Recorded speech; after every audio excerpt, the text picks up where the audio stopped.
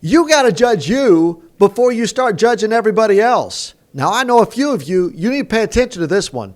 This is Luke chapter 6, starting in verse 37. Everybody knows Jesus starts out by saying, do not judge. In fact, I know somebody that tattooed that on their arm. They were a PK. But that's not really what Jesus was saying. Down in the verses, Jesus will go on and he'll say, you got to take the telephone pole size log out of your eye, hyperbole, before you try to take the speck out of your brother's. Jesus isn't saying don't judge. He's just saying don't do it in a hypocritical way. You don't have the freedom to judge the motivation of somebody else's heart. Do you know that? That is entrusted to Jesus. All you can ever do is look at the outward appearance. You're a fruit inspector. You're not a root inspector. We are told to judge. That's what the church does. In Matthew chapter 18, that's why there's discipline. Paul actually commands that those that are pastors or in charge of the church judge. So it's not that Jesus is saying don't judge. He's just saying don't do it like the Pharisees did it, as though they could stand in the stead of God and they could tell somebody what the heart was. You know what the difference is?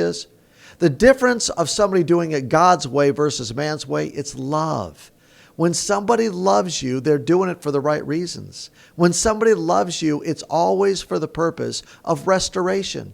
They want the best. They're looking to restoration. They're talking about restoration. What is love? Go to 1 Corinthians 13. It's patient.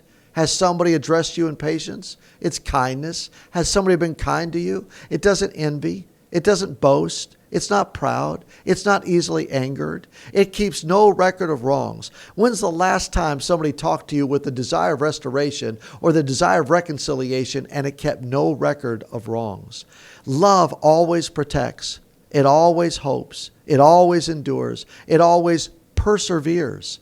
When somebody loves you, when they really, really love you, they're looking forward to what that conversation has to do, and they're verbalizing the passion of restoration.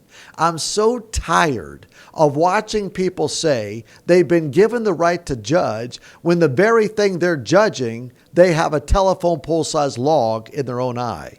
If you want to talk about the tongue of someone else the way James does, that it can burn down a forest, then you better not have a problem with your own tongue. If you're trying to talk to somebody about a sin pattern in their life, then you better not have the sin pattern of your own.